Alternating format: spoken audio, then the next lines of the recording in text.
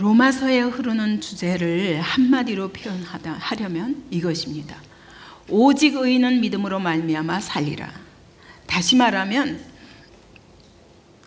구원은 오직 믿음을 통해서만 온다, 그 얘기예요. 그러니까 여러분, 마틴 루터가 로마서 주석을 강해하다가 그가 이 어마어마한 그 믿음의 능력, 믿음을 통해서 구원받는다는 이 놀라운 약속을 붙잡고 로만 캐톨릭과 그렇게 맞서서 싸울 수 있는 힘이 어디서 나왔냐? 바로 로마서에서 나온 거예요. 그래서 제가 이번에 이 로마서를 또다시 이제 9장부터 쭉 묵상해 나가면서 다시 한번 놀라는 것은 로마서 8장까지가 구원에 대한 얘기고 믿음으로 말미암아 구원받는다는 얘기고, 그 다음에는 마치 이스라엘이 구원에 대한 얘기, 그 다음엔 믿음의 삶에 대한 얘기, 이렇게 주로 그렇게 분류를 하지만 그게 아니라 동일하게 1장부터 8장까지가 오직 믿음으로 말미암아서만 구원받는다와 똑같이 그것을 이스라엘의 실예를 들어가면서 믿음으로 구원받는다는 게 어떤 것인지를 너무너무 아주 섬세하게, 그리고 절대 우리가 그 이스라엘의 실패를 반복할 수 없도록 경고하시는 의미에서 이스라엘의 이야기를 꺼내고 계시구나 하는 것을 더 깊이 정말 깨닫게 되었습니다. 왜 믿음으로밖에 구원을 받을 수 없냐면 모든 인간이 도무지 의를 행할 수 없는 전적인 부패 가운데 놓여 있기 때문이라고 말씀하십니다. 그래서 모든 사람이 죄 아래에 있기 때문에 우리의 방법으로는 구원의 길이 없어서 하나님이 그분이 친히 오셔서 자기의 의를 세워주셨습니다. 어떻게? 하나님의 아들을 저 하늘에서부터 이 땅에 보내셔서 우리 대신 의를 이루신 것입니다. 어떻게? 십자가에 죽으시고 부활하심으로. 그래놓고 그 이루신 하나님의 의를, 십자가 위에서 이루신 하나님의 의를 우리에게 그냥 거저 주시는 것입니다. 그럼 우리는 어떻게 하면 되냐면 이 의를 그냥 믿음으로 받으면 됩니다. 이것 밖에는 구원의 길이 없다. 그것이 로마서입니다. 그러면 이런 얘기를 하도 들어가지고 우리는 내가 그걸 모르나? 알지. 그래서 믿었잖아 라고 생각합니다. 근데 여러분, 제가 목회하면서 가장 안타까이 여기는 것은 이걸 몰라요. 아무리 얘기해도 이걸 몰라요. 이걸 못 깨달아서 믿음에 대한 오해가 있어요. 그래서 난 이제 믿었으니까 구원받았고 그 다음에는 내가 어떻게 할까? 이렇게 고민하거든요. 근데 성경은 그런 얘기가 아니에요. 처음부터 끝까지가 믿음이에요. 그런데 마치 이스라엘이 실패하는 것처럼 오늘 하나님의 교회 안에도 믿는다고 말하나 이스라엘처럼 하나님의 의를 대적하는 사람들이 있다는 거예요. 그래서 믿음에 실패를 하고 있다는 거예요. 그런데 이방인들이 믿어놓고는 아유 저들은 예수도 안 믿어 하고 이스라엘을 조롱하고 있다는 거예요. 네가 그러고 있지 않는가? 너 자신을 돌아보라고 로마서는 계속 이야기합니다. 문제는 뭐냐? 믿음은 뭐냐? 하나님과 나와의 관계 회복이라는 거예요. 관계가 회복되어서 내가 전에는 하나님과 원수를 행했지만 이제는 하나님이 이루어 놓으신 의를, 아니 나를 대신해서 이걸 이루셨다고? 이것을 거저 선물로 주신다고? 그래가지고 막 믿음으로 받으면서 너무 감사하고 감격하여 이 하나님의 사랑을 깨닫고 이제는 하나님 밖에는, 하나님을 의지하는 것 밖에는 나의 삶의 길이 없다라고 결론을 내려야 되는 것이 바로 믿음이라고 말씀하시는 거예요. 그래서 하나님의 길, 너무 기쁘게 하나님의 길을 쫓아갈 수 있어요. 왜냐하면 이 길 밖에는 내가 구원받을 길이 없고 이 길 밖에는 내가 성공할 길이 없기 때문에. 근데 우리는 어떻게 하냐면, 자, 믿었습니다. 믿어서 교회 왔습니다. 그러니까 이제 됐어요. 됐고 그 다음에 내가 주를 위해서 어떻게 봉사를 할까? 내가 어떻게 믿음의 삶을 살까? 근데 왜 이렇게 안 되지? 왜 자꾸 내 생각이 걸림돌이 되고 내 왜 자꾸 마음이 걸림돌이 되고 왜 그러지? 또 애씁니다. 애쓰다가 안 되니까 안 되나 봐. 하나님이 나에게 은혜를 안 주셨어. 하나님은 나를 사랑하시지 않는가 봐. 이런 이상한 오해들이 아주 깊이 깔려 있습니다. 그래서 여러분, 제가 벌써 복음을 전한 지 40년이 되었고 목회를 시작한 지 오래되었지 않습니까? 20년이 넘었어요. 예, 처음 목회부터 시작한. 근데 안타까운 것은 성도들이 이 믿음의 길에 너무 많은 오해를 갖고 있다는 거예요. 그래서 믿음의 승리를 이루지 못하는 것입니다. 삶과 인격에 이 믿음의 열매를 맺지 못하는 것입니다. 그래서 하나님의 길을 가는 게 너무 힘들어요. 가려고 그러는데 너무 힘들어요. 왜 이렇게 믿는 게 힘들어요? 이러는 거예요. 난 못 가겠어요. 여기까지만 순종할게요. 이래서 이 믿음의 삶을 딱 그쳐버리는 거예요. 근데 그 모습이 이스라엘과 똑같다는 거예요. 너희가 지금 이스라엘을 웃지만 너희는 그보다 더하다는 거예요. 그들이 말하는 그런 순종도 아니에요. 너무너무 이 구원의 감격을 즐기다 못해서 이제는 구원의 감격이 그분을 아주 만만한 분으로 만들어버렸어요. 그래서 구원을 아주 값싸게 만들어버렸어요. 믿음이라는 걸 아주 싸구려로 만들어버렸어요. 근데 하나님은 말씀하시는 겁니다. 정말 그분이 나 대신 이루신 의, 이걸 믿음으로 선물을 받아서 오늘 내가 승리할 수 있다는 게 어떤 건지를 아는 것만큼 우리 안에 감격이 넘치게 됩니다.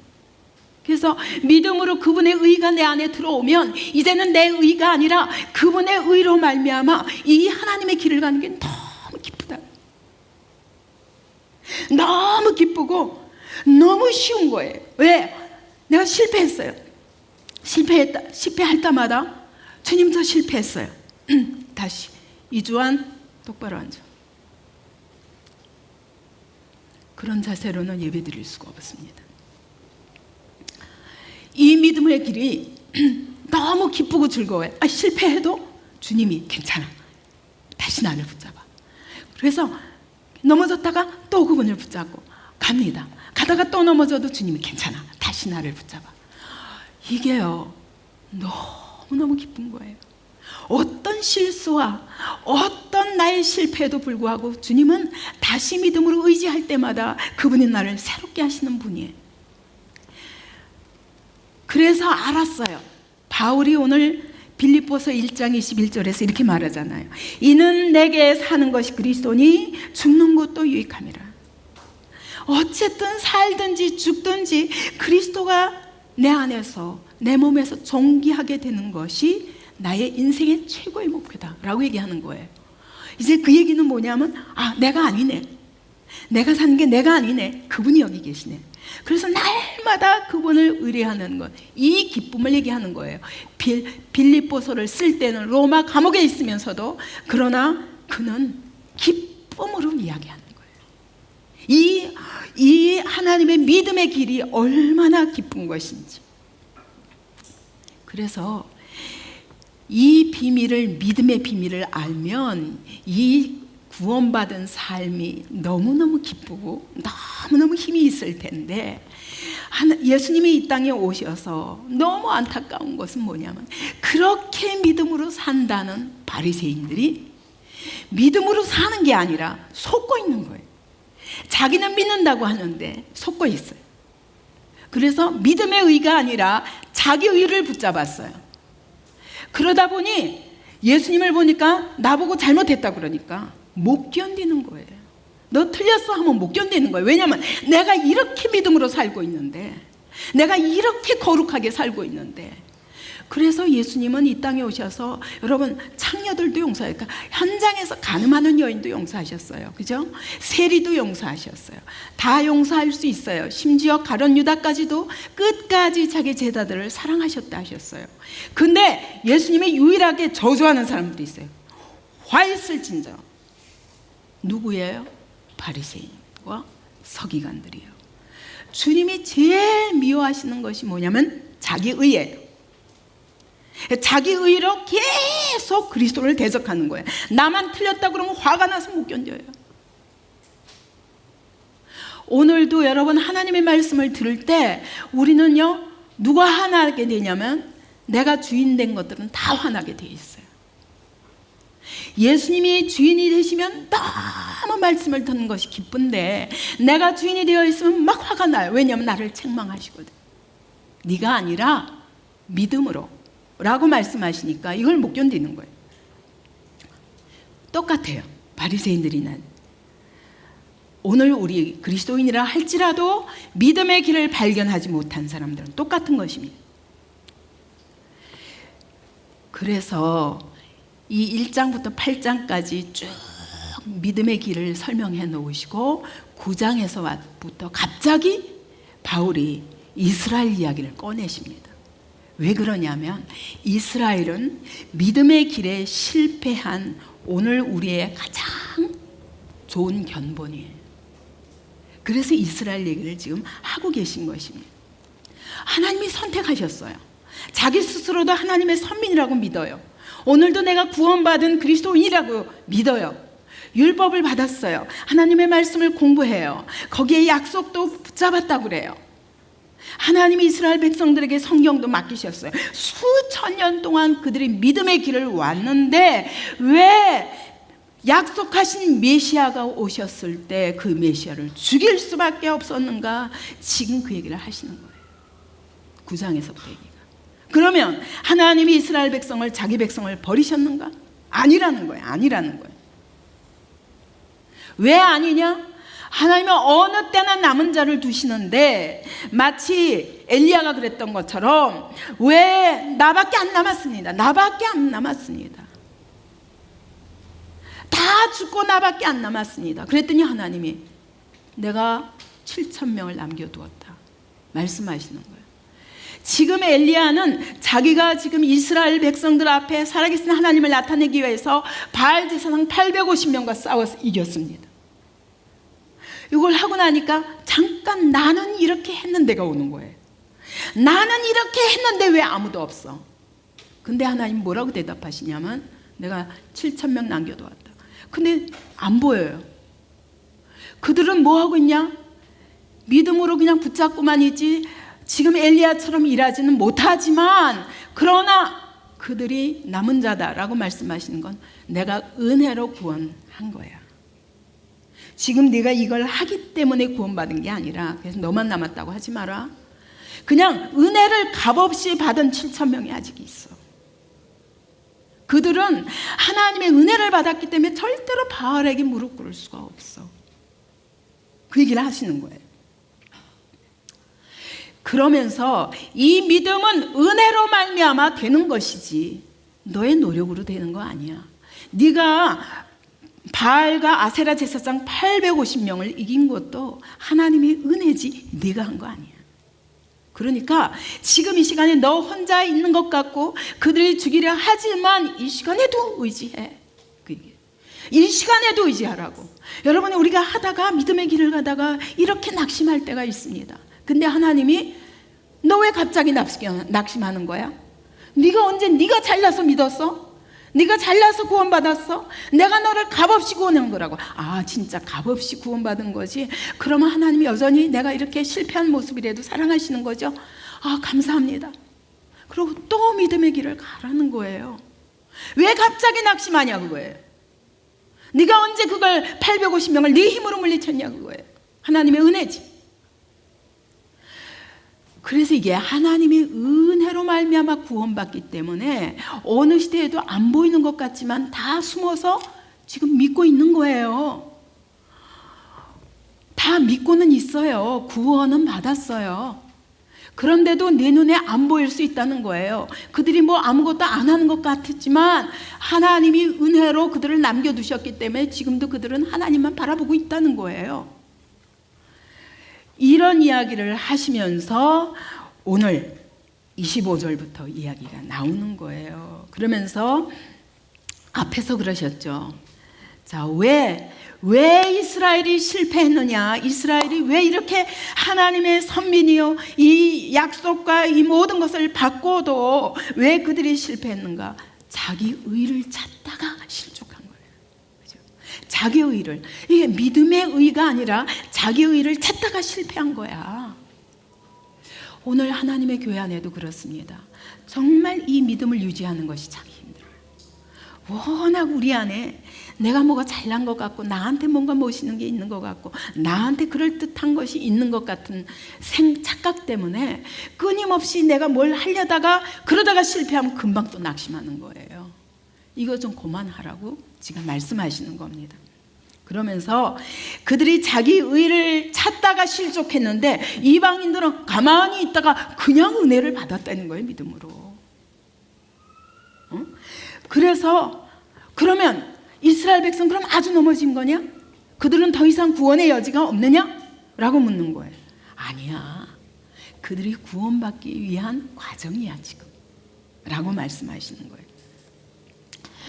이 이스라엘이 실족한 동안 하나님은 구원을 이방인들에게 임하게 했다는 거예요. 그래서 이방인들이 쫙 구원을 받게 한 다음에 다시 이스라엘을 구원하는 역사가 있을 것이라는 얘기를 앞에서 쭉 하신 거거든요. 그러다가 오늘 이제 25절에 이렇게 얘기합니다. 형제들이여, 나는 여러분이 이 비밀에 대해 알기를 바랍니다. 이게 무슨 비밀이에요? 갑자기 비밀이 나왔어요. 여기 25절부터 32절까지가 다 이 비밀에 대한 얘기예요. 이 비밀이 뭐냐? 이 비밀을 미스테리온이라고 그러거든요. 영어 미스터리가 바로 여기서 왔어요. 미스테리온. 그런데 이게 무슨 뜻이냐면 비밀은 비밀인데 감춰진 비밀이라는 거예요. 그렇죠? 비밀 자체가 감춰졌죠. 이렇게 말할 수 있지만 헬라어가 얘기하고 싶은 것은 이것입니다. 하나님은 너무너무 우리에게 알려주고 싶으셔요. 그래가지고 다 계시하셨어요. 하나님은 우리에게 다 열어 보이셨어요. 다 보이셨는데 인간이 자기 지혜로 도저히 깨달을 수 없어서 감춰져 있다는 거예요.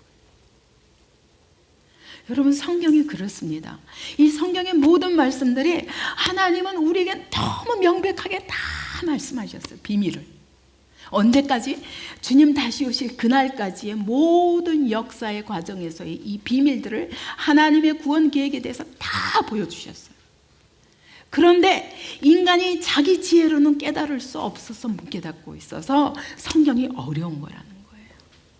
그래서 마태복음의 11장에 보면 예수님이 이렇게 말씀하시거든요.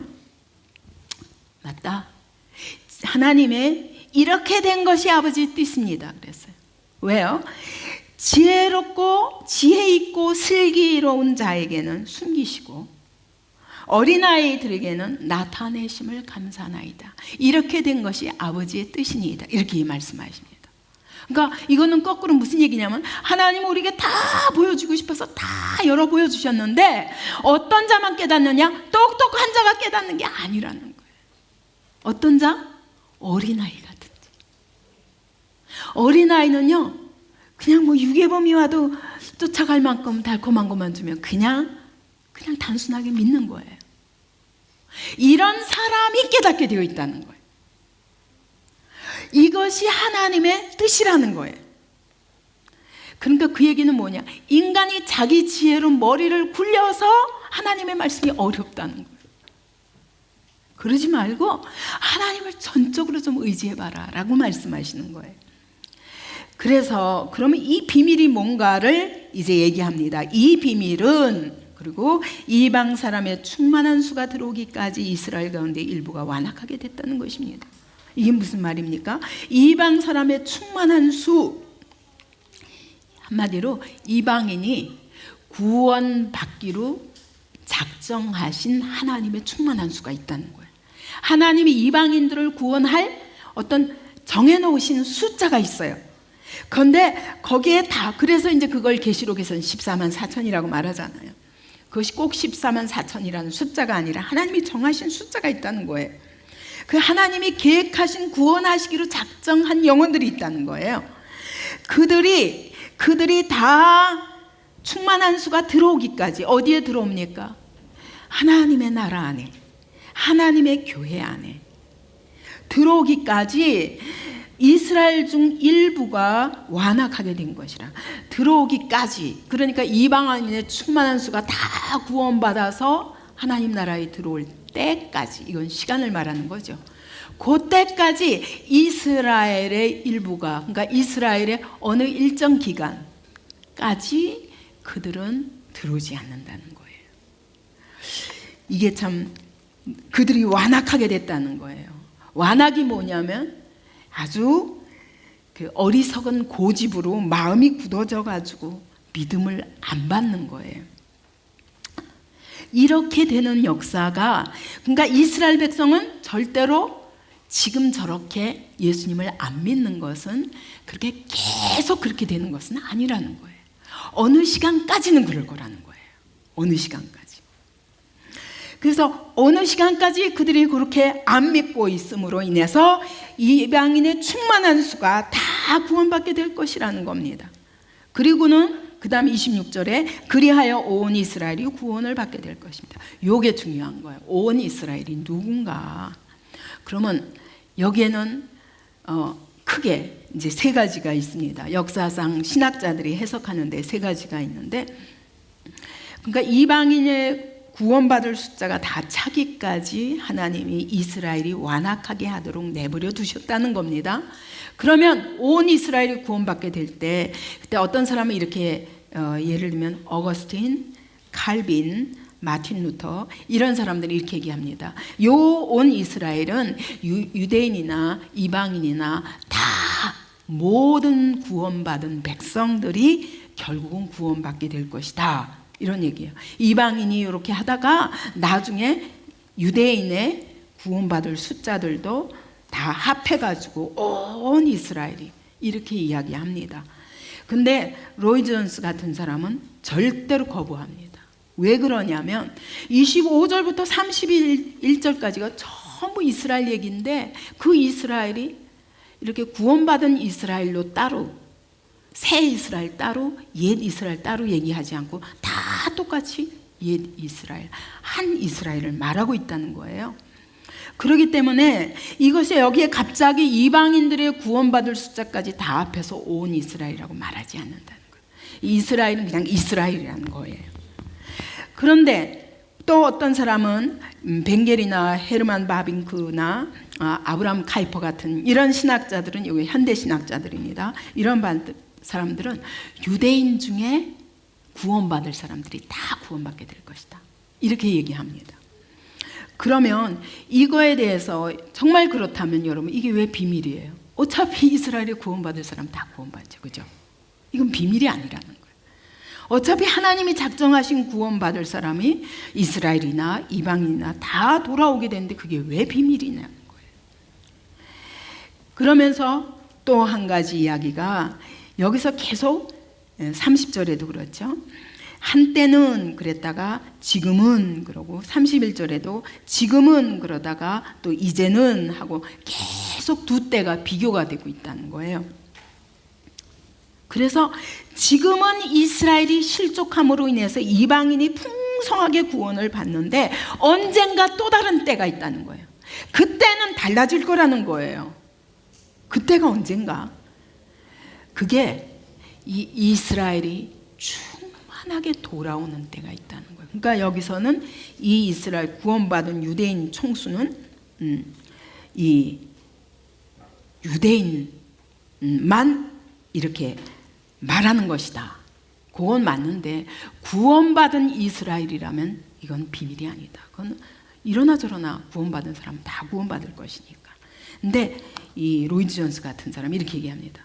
그것이 아니라 유대인은 맞다. 맞는데 온 유대인은 유대인들의 대부분이 주께로 돌아오는 그때가 있다는 거예요.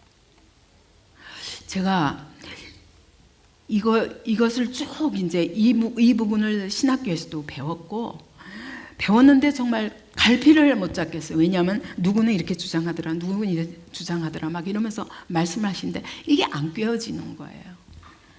근데 이번에 로이 존스 책을 쭉 살펴보면서 완전히 이렇게 시야가 열리는 것 같은 느낌을 받았어요. 대다수 유대 민족이 주께로 돌아오는 놀라운 사건이, 이제까지 없었던 사건이 일어나게 되는 때가 온다는 거예요.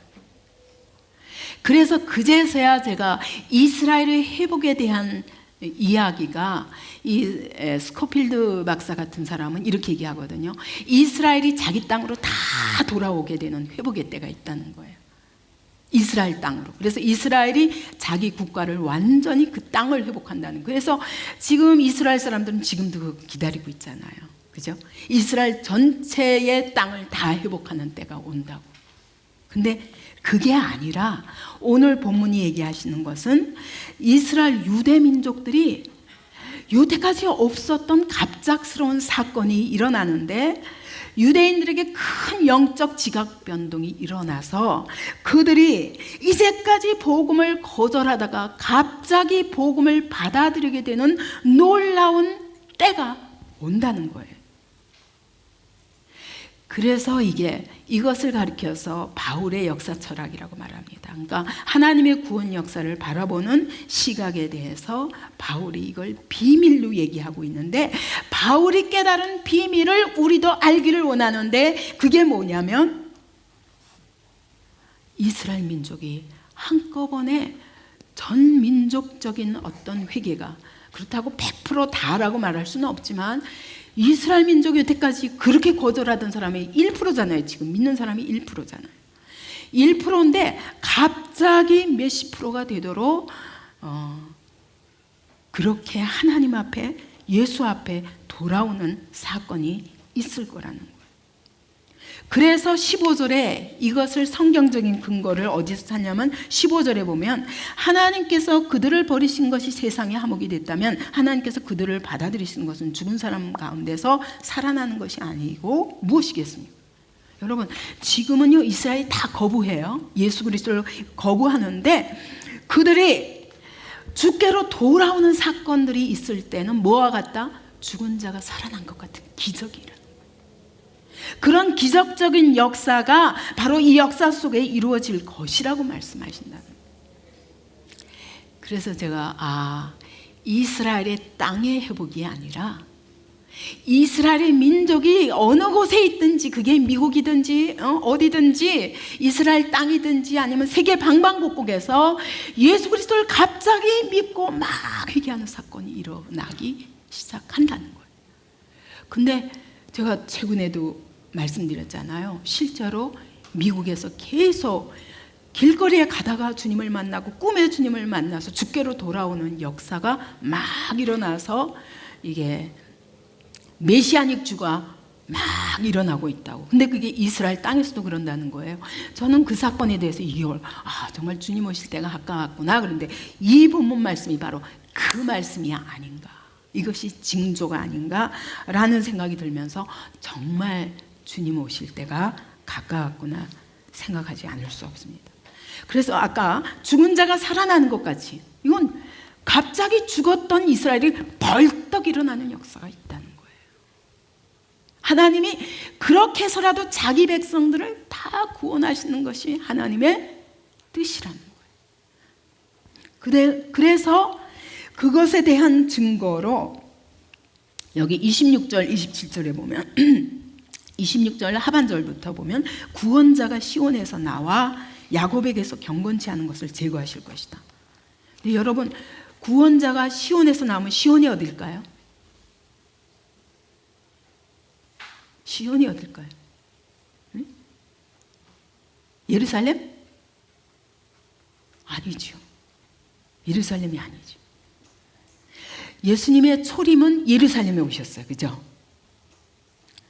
예루살렘에 오셨지만, 베들레헴에 오셨으니까 유다 민족에게 오셨지만, 여기서 시온은 시온의 영광이 빛나는 아침, 교회의 상징이잖아요. 교회로부터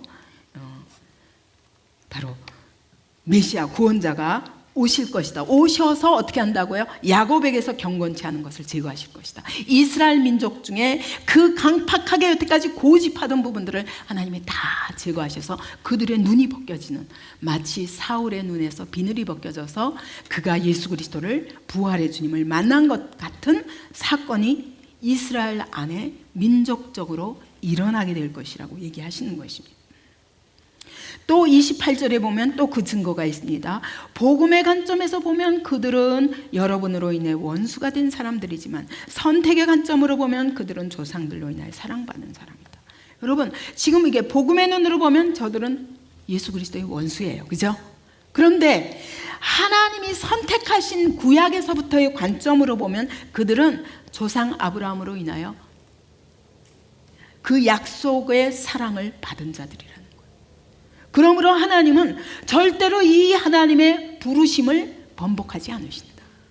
하나님은 한번 약속하셨으면 반드시 끝까지 그러지, 이스라엘이 저렇게 주님을 거부하도록 그냥 오랫동안 영원히 내버려 두시지 않는다는 거예요. 그래서 여기서 그들이 원수가 된 것도 자기가 근 게 아니라 이게 하나님이 허락하신 거예요.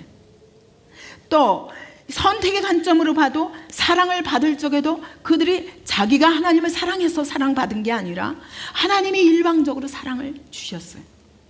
그러니까 원수가 된 것도 다, 이게 사랑을 받은 것도 다 수동태예요. 하나님에 의해서 받았던 거예요. 그것처럼 여기 31절 32절에도 긍휼히 여기심을 받게 하려는 것이라.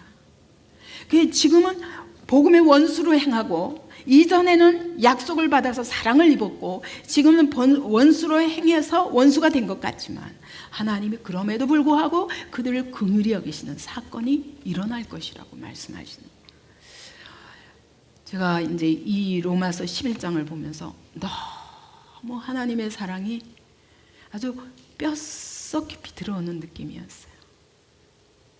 그분이 선택하신 민족을 절대로 버리지 아니하신 하나님.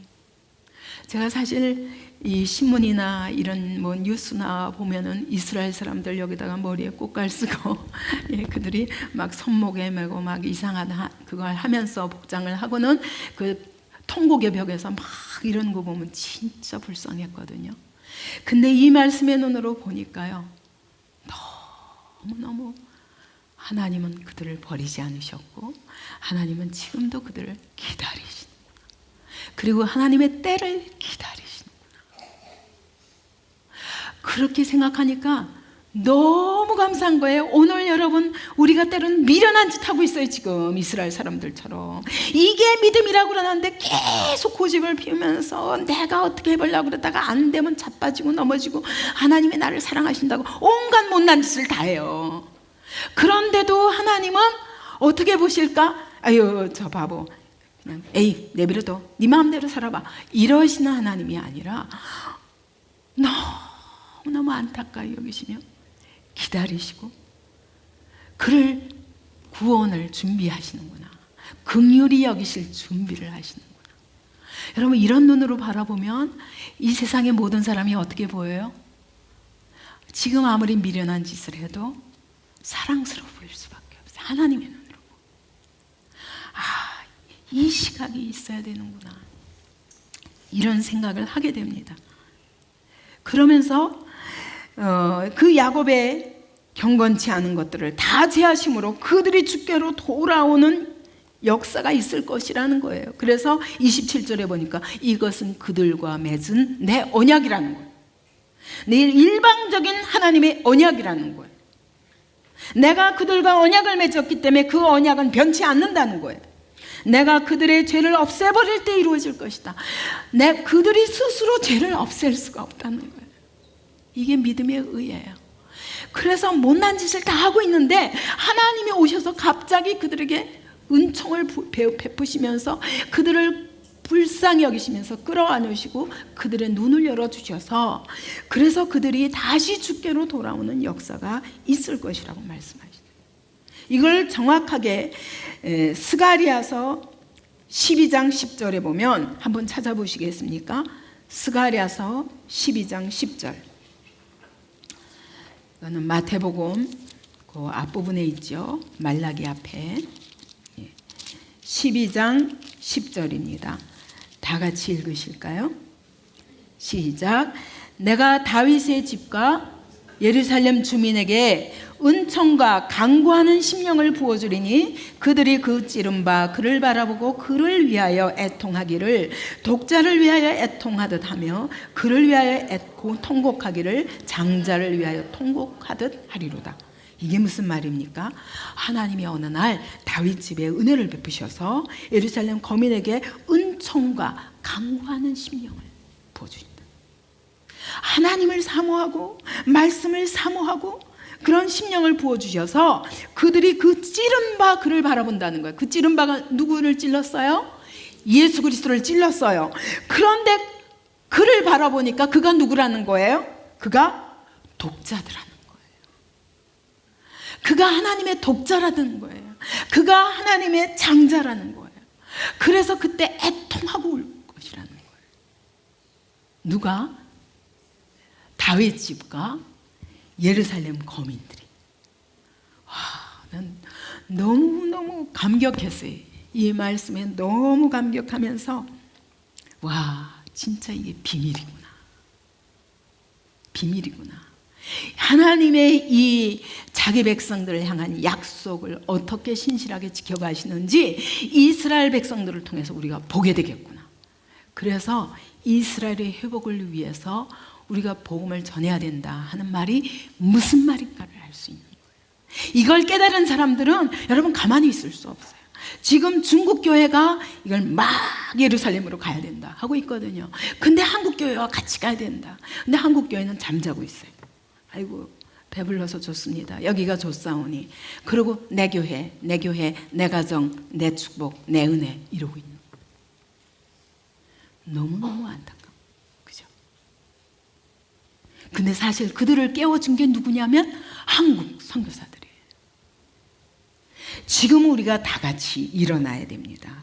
이것은 하나님의 약속입니다. 이것이 마른 뼈가 일어나서 하나님의 말씀을 대언하고 하나님의 생기를 불어넣으라 명령할 때 마른 뼈가 어떻게 해서 벌떡 일어나 군대가 되었어요. 그죠? 이게 바로 이스라엘의 회복을 말하는 거예요. 이런 사건이 역사 속에 있으리라고 말씀하십니다. 그러면서 너희가 한때는 여러분이 하나님께 순종하지 않았으나 지금은 바로 이스라엘이 순종하지 않음으로 여러분이 긍휼을 얻게 되었어요. 그죠? 그래서 우리 형제도 그렇죠. 형제도 첫째가 진짜 불순종하면요, 둘째는 이렇게 눈치 봐가지고 엄마 사랑을 받으려고 하고 엄마도 둘째에게 이렇게 은혜를 베풀게 됩니다. 왜냐하면 첫째 좀 쉬게 하고 자기도 이렇게 바로 순종하도록. 그런데 또 거꾸로 둘째가 불순종하면 첫째가 알아서 순종합니다. 이런 것처럼 우리와 이방인과 이 유대인의 관계도 이와 같이 서로 시기하며 하나님의 은혜를 갈망하게 된다는 거예요. 그래서 이와 같이 이스라엘이 지금 순종하지 않는 것은 하나님이 우리에게 베푸신 긍휼로 인해 우리에게 긍휼을 베푸신 것처럼 이스라엘도 반드시 긍휼을 베푸신다는 거예요. 그러니까 하나님은 이방인이나 유대인이나 똑같은 방법으로 어떻게 긍휼을 베푸셔서, 긍휼이라는 건 뭐예요? 내가 어떻게 한 것에 대한 보상이 아니에요. 그죠? 그냥 값없이 은혜를 베푸시는 거거든요. 그냥 값없이 은혜로 우리를 끌어안으시고 구원하신다는 거예요. 이스라엘에게 그런 역사가 일어날 것이, 너희가 전혀 안 믿던 우리가 어쩌다가 하루아침에 이렇게 믿게 되었어요. 어쩌다가 우리가 이런 한국 교회가 온 세계의 주목을 받을 자리에 있었어요. 어떻게 정말 선교사들이 와서 이 민족에게는 소망이 없나 보다, 오죽하면 그냥 하디가 가슴을 치며 자기가 회개했겠어요. 그랬던 민족이 이제는 우리가 구원받고는 이스라엘을 한심하게 여기는 자리에 와 있다는 거예요. 그러므로 너희가 자긍하지 말라는 거예요. 자랑하지 말라. 구원은 하나님의 값없이 베푸시는 긍휼로, 은혜로 말미암아 얻는 것이지 네가 잘나서 얻는 것이 아닌 것처럼 이스라엘도 그들이 지금은 못난 짓 하지만, 김현진 고개 띄어,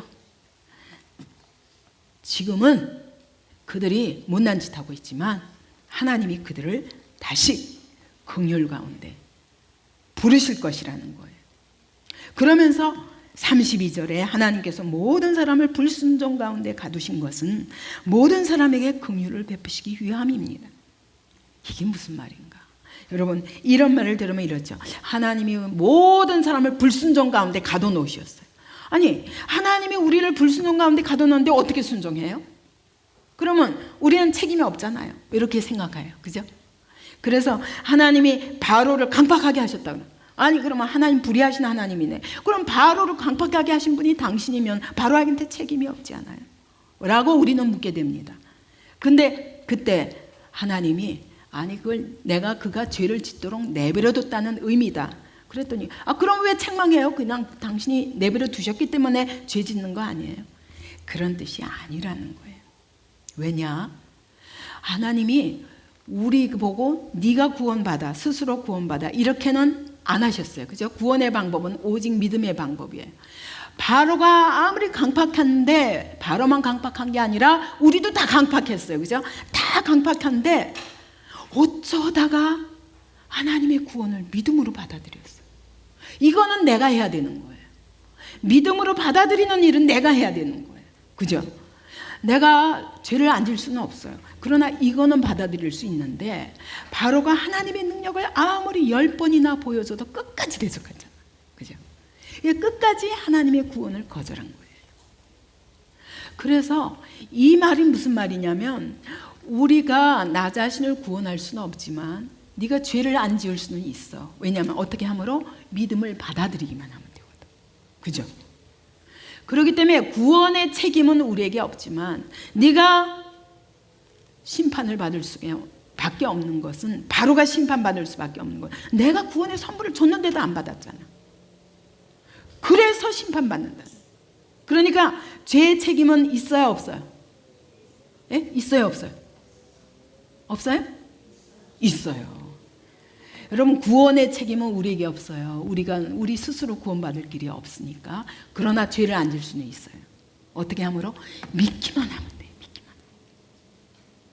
근데 이거를 거절한 것이 바로 바로의 문제였던 것처럼 오늘도 우리도 계속 이렇게 바로처럼 마음을 강팍하게 해서 믿음의 이 쉬운 길을 주셨는데 이걸 끝까지 거부하는 거예요. 받으시기 바랍니다. 받으시기 바랍니다. 예. 그래서 여러분 실패했을 때 어떻게 하면 돼요? 믿으면 돼요. 또다시 이 구원의 약속을 또 믿으면 돼요. 예수님을 또 의지하기만 하면 돼요. 근데 예수님을 의지하라 그러면 안 해요. 그러면서 나는 안 돼 그래요. 이건 뭐예요? 누가 주인이에요? 내가 주인이잖아요. 그 얘기는 뭐예요? 절대 예수님을 안 믿는 거예요. 말은 믿는다고 말하지만 지금 그 얘기를 말하는 거예요. 그래서 이 가두어 두셨다는 이 원인을 보면 싱클레이어라고 그러는데 사면을 이렇게 딱 닫아서 끌어안으셨다라는 뜻이에요. 하나님이 인간이 아무리 순종하든 불순종하든 하나님은 딱 끌어안으셨어요. 그냥 죄를 그대로 허용하셨어요. 마치 우리가 자녀들을 키울 때 여러분 이 자녀를 막 이렇게도 야단쳐보고 저렇게도 얘기해보고 하지만 불순종하면 어때요? 호적 파버리자. 내 쫓아버리자. 넌 내 아들이 아니다. 그러십니까? 그래요? 아니에요. 그냥 할 수 없어요. 기다려줘요. 그죠? 그것처럼 우리 하나님이 모든 이 세상에 하나님을 대적하는 모든 죄에 대해서 그분이 이렇게 끌어안고 계시다는 거예요. 자, 이거를 뭘 보면 아냐면 여러분 욥기 한번 보십시다. 욥기 38장. 여러분 이게 성경이 무슨 말씀이 그렇게 재미있냐? 여러분 성경 말씀에다가 나의 모든 이 생각에 그거를 이 성경 말씀에다 두면 너무 재밌어요. 하나님이 말씀하시는 믿음이 이런 거구나.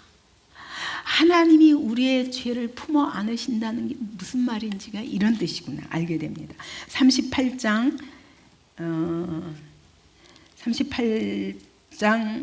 8절부터 보십시다. 우리 다 같이 11절까지 읽으십시다. 시작. 바다가 그 모태에서 터져 나올 때 문으로 그것을 가둔 자가 누구냐? 그때 내가 구름으로 그 옷을 만들고 흑암으로 그 강보를 만들고 한계를 정하여 문빗장을 지르고 이르기를 내가 여기까지 오고 더 넘어가지 못하리니 내 높은 파도가 여기서 그칠지니라 하였노라. 이게 무슨 말이에요? 여러분, 바다가 모태에서부터 터져 나올, 아주 처음에 바다가 나올 때 생각해봐요. 바닷물이 터지기 시작하면 어때요? 이게 한계가 있어요, 없어요?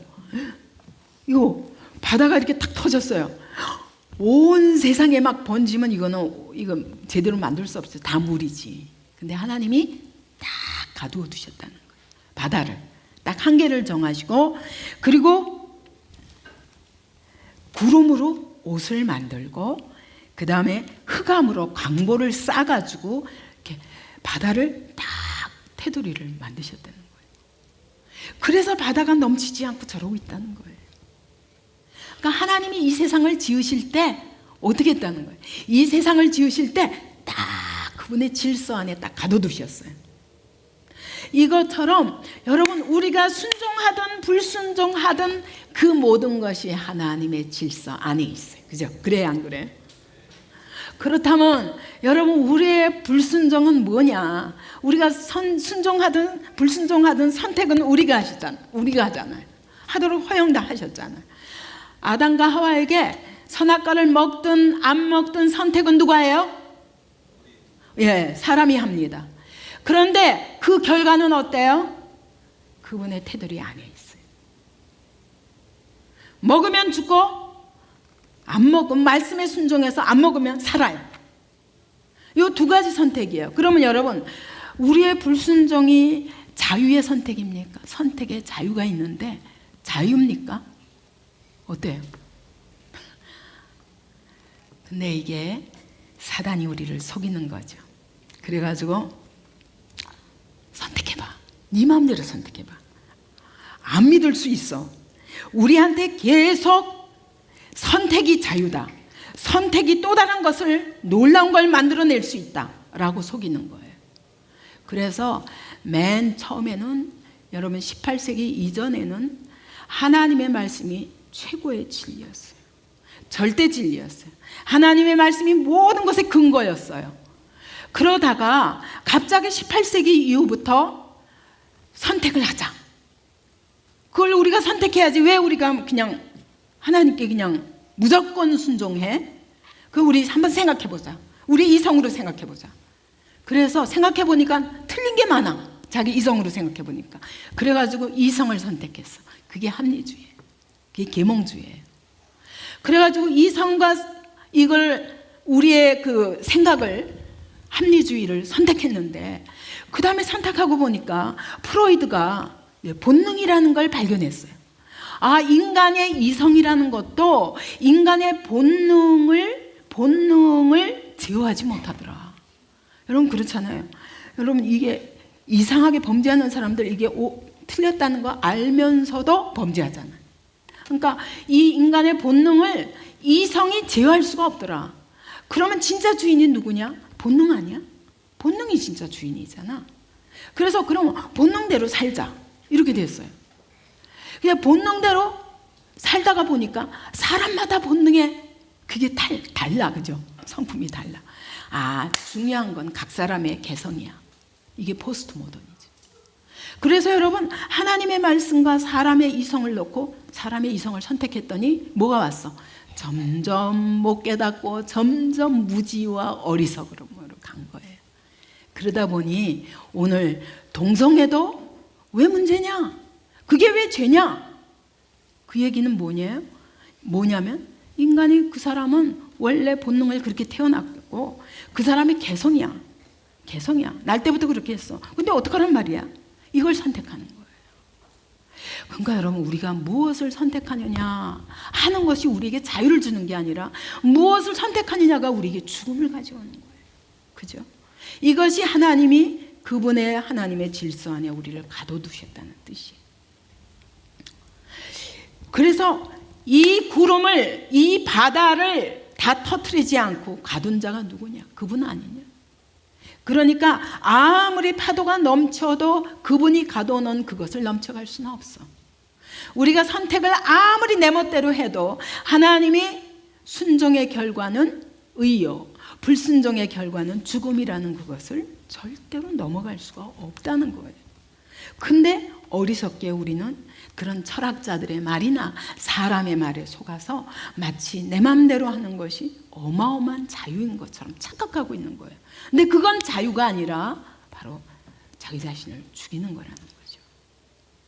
그래서 하나님이 이와 같이 우리는 선택을 정말 기쁨으로 하나님께 순종할 때 가장 영광스러운 삶을 얻을 수 있는 거예요. 근데 하나님은 우리가 종처럼 아유 하나님이 하라니까 할 수 없이가 아니라 기쁨으로 선택하기를 원하셔서 우리에게 선택의 자유를 주신 것이지, 이 선택이 내가 믿느냐 안 믿느냐, 그것이 안 믿는 것이 또 다른 엄청난 것을 가져오는 게 아니라는 거예요. 우리가 지난주에 신은 죽지 않았다 봤잖아요. 그 교수님이 자기가 무신론을 선택하기로 한 거예요. 그죠? 근데 그 결과가 그에게 어마어마한 놀라운 새로운 것을 갖다 주는 것 같았지만 죽음을 갖다 주었어요. 그럼에도 불구하고 하나님은 그를 구원하셨어요. 그죠? 이것처럼 여러분 오늘 이 본문이 그 얘기를 하고 있는 거예요. 그래서 여러분 부자 청년도 그랬어요.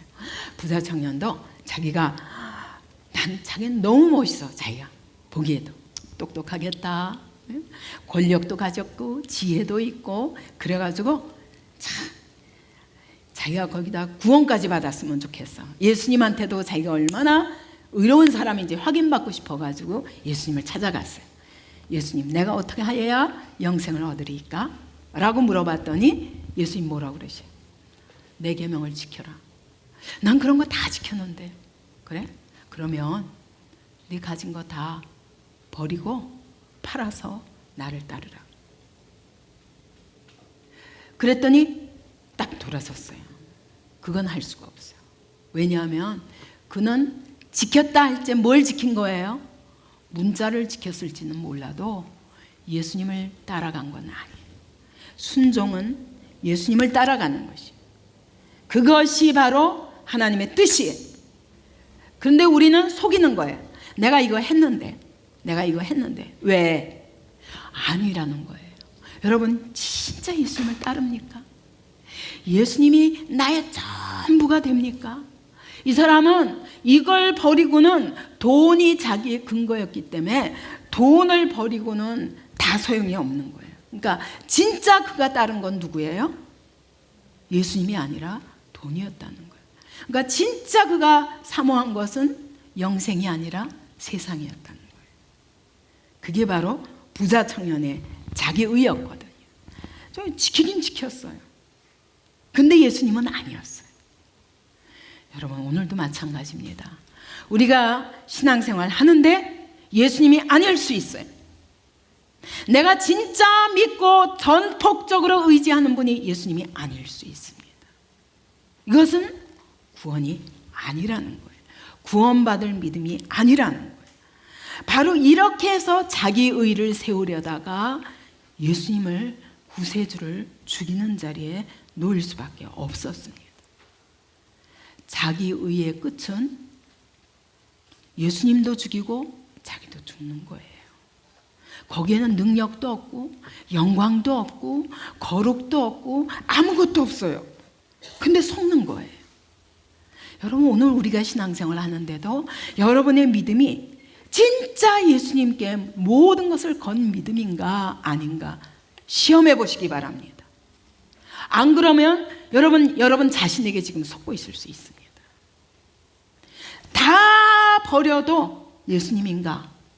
아니면 요것 때문에 절대로 예수님을 따를 수 없는가?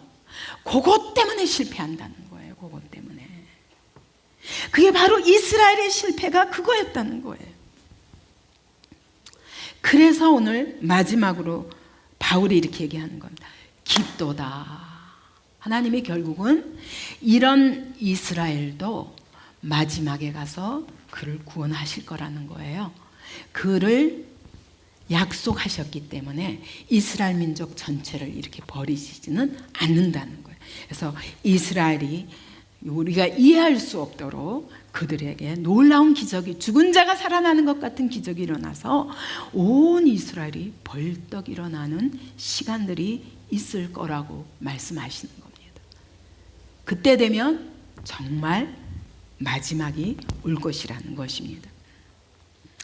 그래서 바울이 또 얘기합니다. 깊도다 하나님의 부요와 하나님의 그 풍성하심, 우리를 향한 긍휼의 풍성하심, 하나님의 은혜의 풍성하심, 하나님이 우리를 구원하시는 지혜, 하나님이 우리를 아신 이 모든 것이 얼마나 놀라운가. 그분의 판단은 헤아릴 수가 없어. 그분이 결정하신 일에 대해서 우리는 도무지 이해가 안 가는 거예요. 그분의 모든 길을 우리가 찾아낼 수가 없어요. 그래서 또 욥을 이야기합니다. 누가 주의 마음을 알았는가? 누가 주의 좋은 자가 됐는가? 여기서는 이사야 이야기인데, 누가 하나님이 이 세상을 지으실 때 그분과 함께 의논해서 지었냐? 우리는 모른다는 거예요. 그래서 우리가 할 수 있는 길은 그분이 말씀하시는 것을 그대로 믿는 것밖에는 우리에게 길이 없다는 거예요. 이걸 깨달아 알면요, 여러분, 내가 이 말씀이 나한테 이해 가느냐 아니냐가 중요한 게 아니에요. 주님, 제가 어떻게 하면 이걸 깨달아 알 수 있습니까? 왜 제가 모를까요? 저를 좀 깨닫게 해주세요. 이렇게 해야지. 나한테 이해가 안 가기 때문에 난 이 말씀을 믿을 수 없어. 이런 선택은 우리가 할 수가 없다는 거예요. 그러므로 사모함으로 하나님의 말씀을 목말라 하라는 거예요. 그러면서 욥기 41장 11절을 이렇게 말씀하십니다. 여기 바로 35절이 바로 욥기 41장 11절을 인용한 것이죠. 누가 먼저 주께 드려 보상을 받겠는가? 41장 11절을 개역 개정으로 찾아보면, 누가 먼저 내게 주고 나로 하여금 갚게 하겠느냐? 너희가 나한테 뭘 줘가지고 내가 너희에게 그래? 그러면 내가 구원으로 갚아줄게. 이런 일은 있을 수 없다. 이 천지에 있는 것이 다 내 것인데 너희가 나한테 먼저 줄 수 있는 게 뭐냐는 거예요. 여러분이 하나님께 드릴 수 있는 것이 뭡니까? 없어요. 여러분이 가지고 있는 것 다 하나님께 것이에요. 이것부터 인정하라는 거예요. 이 모든 것이 하나님의 것입니다. 나는 구원을 거저 받았습니다. 이 모든 것을 내게 그냥 선물로 주셨습니다. 그러므로 나도 하나님께만 오직 영광을 돌리겠습니다. 이것이 우리의 고백이어야 되지. 내가 하나님 요거 드렸으니까 하나님 나 요거 주세요. 이러고 거래하지 말라는 거야, 하나님과. 이건 믿음이 아니라는 거예요.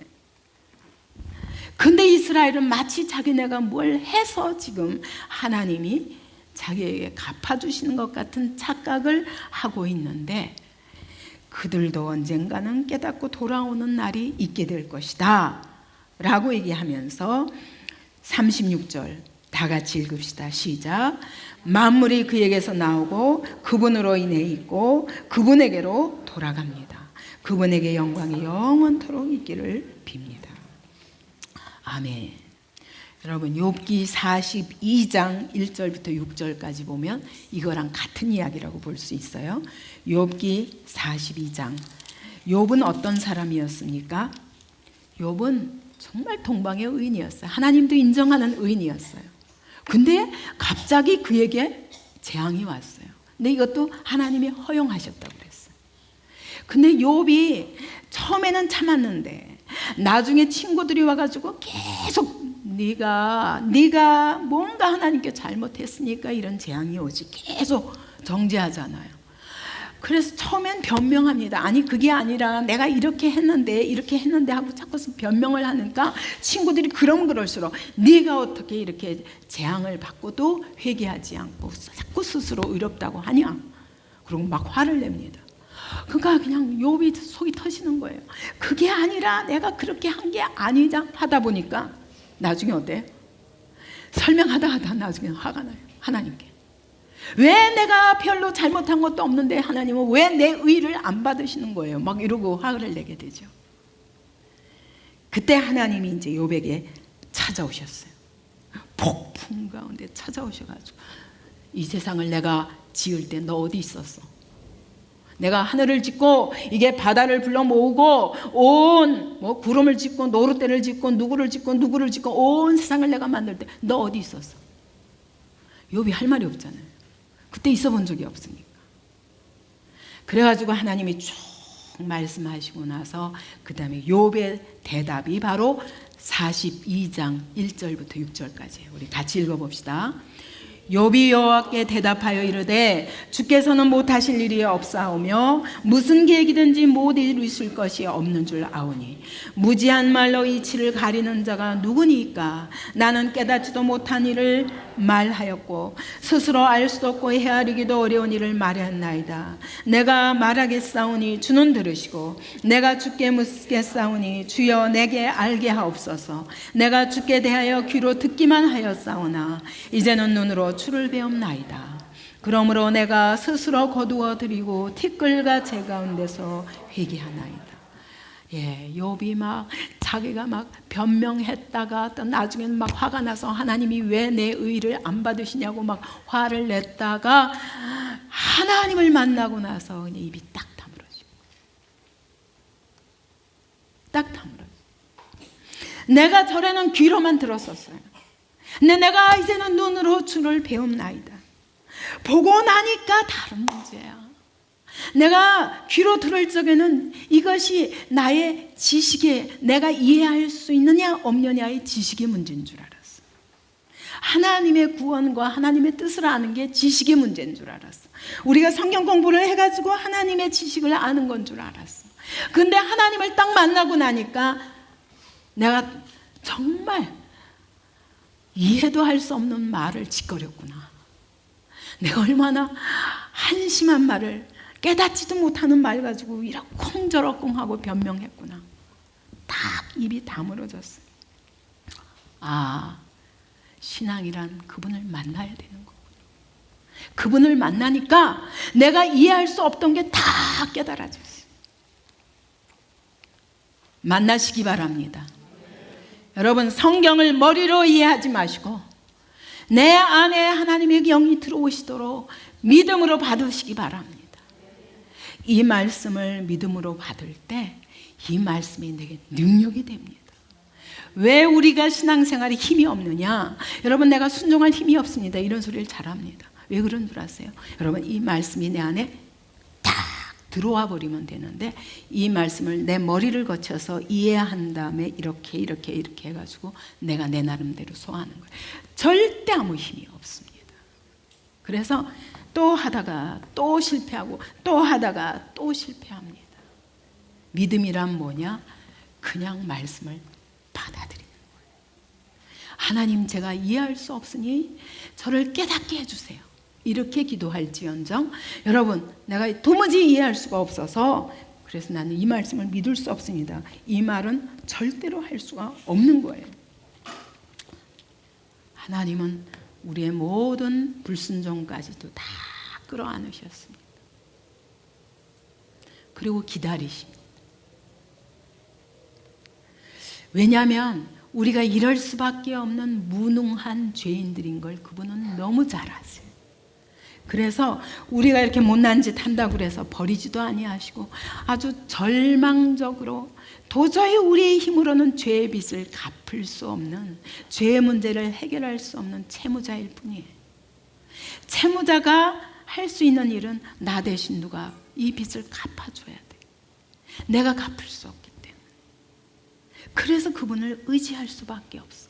근데 내 죄의 빚을 갚아주는 분이 누구냐?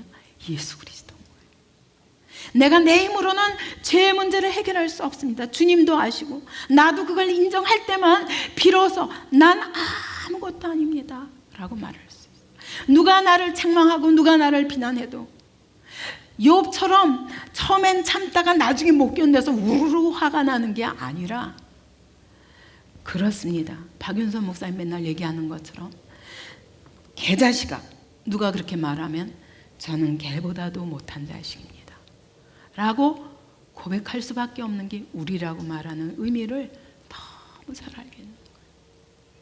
그렇습니다. 그래서 아무리 누가 책망하고 누가 아무리 나보고 억울하게 한다 할지라도 주님은 다 아십니다.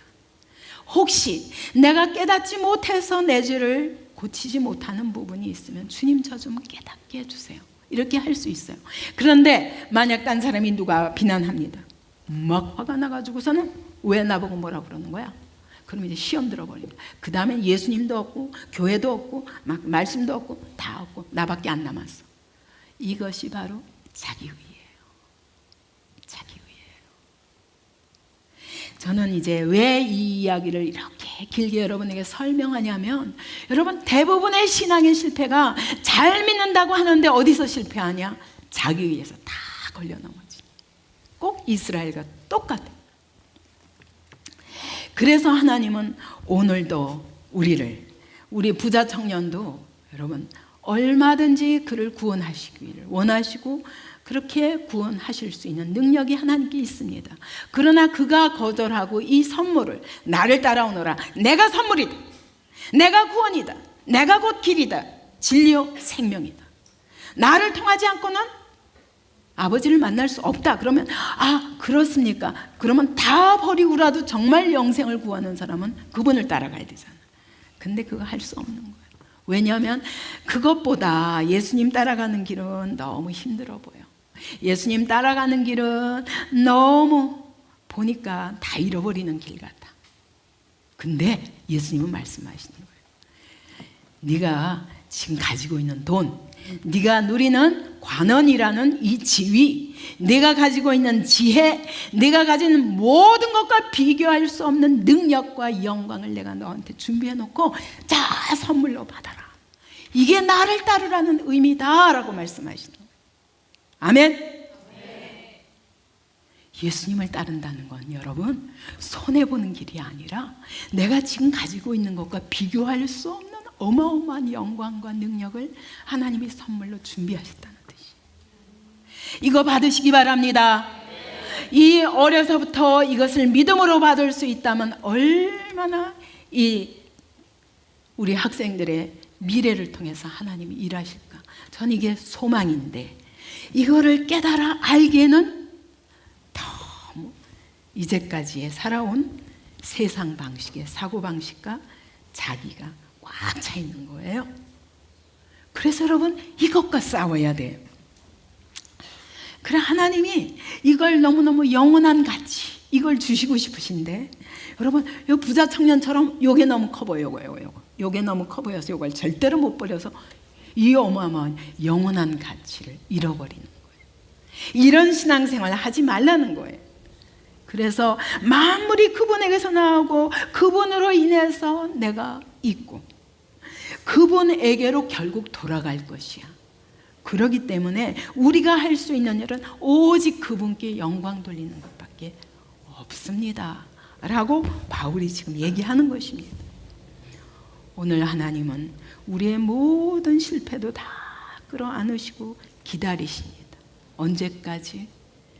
나는 아무것도 아닙니다. 주님만이 나의 전부이십니다. 하나님만이 나의 전부이십니다.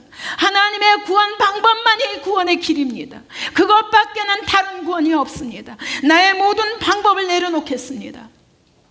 이제는 주님을 따라가겠습니다. 주님께만 영광을 돌리겠습니다.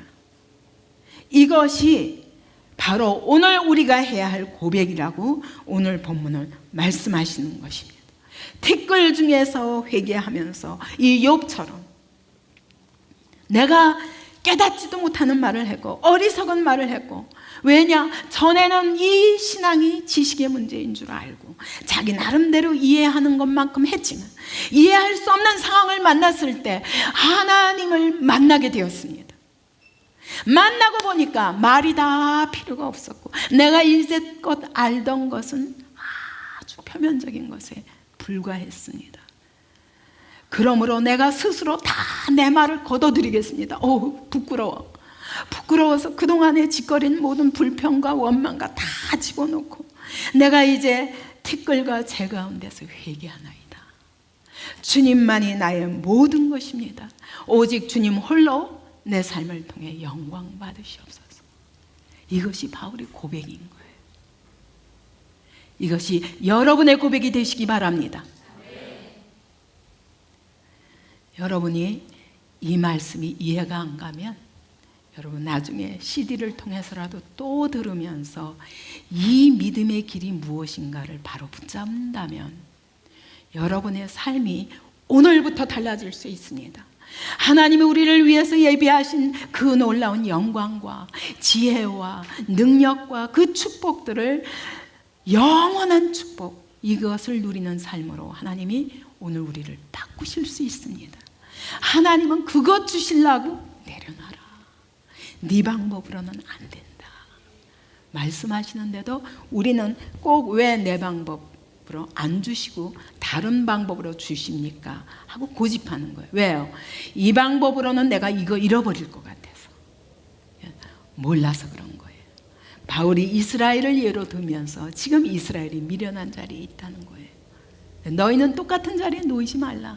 너희도 자랑하지 말라. 너희도 그렇게 똑같은 자였는데 내가 긍휼을 베푼 것처럼 이스라엘에게도 놀라운 구원을 행하는 날이 올 것이다. 그 날이면 하나님의 모든 구원이 완성된다. 여러분, 그 날이 우리 앞에, 코앞에 와 있는 줄 압니다. 그래서 이제 우리가 해야 할 일이 뭐냐? 정말 겸손해야 됩니다. 그리고 이제 더 이상 내 방법과 내 고집과 이거 다 내려놓고 말씀에 귀를 기울이며 그 말씀의 길, 하나님의 길, 여기에 들어서야 됩니다. 이것을 사모하시기 바랍니다. 그리고 이것이 나에게만 아니라 이제 오늘 구원하고자 하시는 하나님의 사람들, 다시 말하면 민족적으로 얘기하면 이스라엘까지 가라고 얘기해요. 이스라엘에게까지 가서 복음을 전해라. 이제 주님의 때가 가까웠다. 이것이 주님의 음성인 줄 압니다.